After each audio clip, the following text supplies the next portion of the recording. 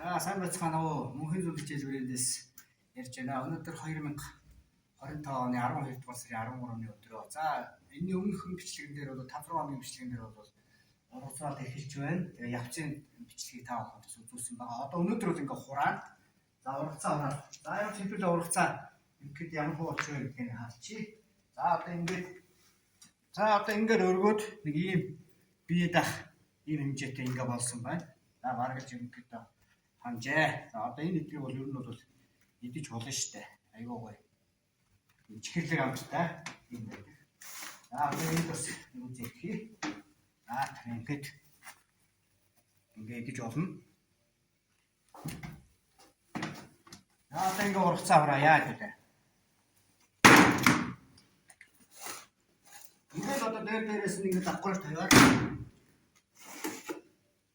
Ингэж давхраж тавиад.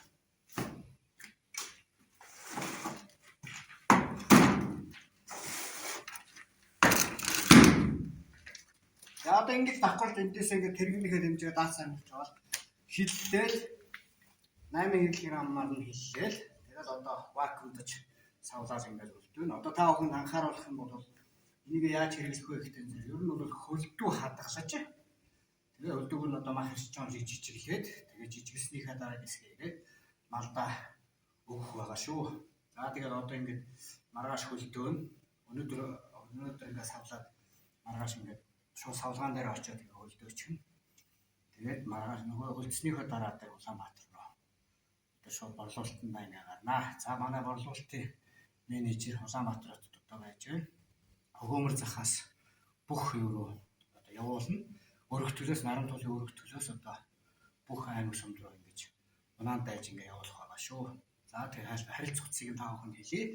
8511 21 21 гэсэн дугаар утсаар холбогдоод одоо малынхаа энэ одоо мөнхийн сум хичээлийг өгөх байна. Өгөхөөр уриалж байна. За энэ бол одоо хамгийн багадаа ингээд нэг боодлоо үүсгэсэн үг шүү дээ. Одоо энэ бол ингээд нэг боодлоо үүсгэсэн үг.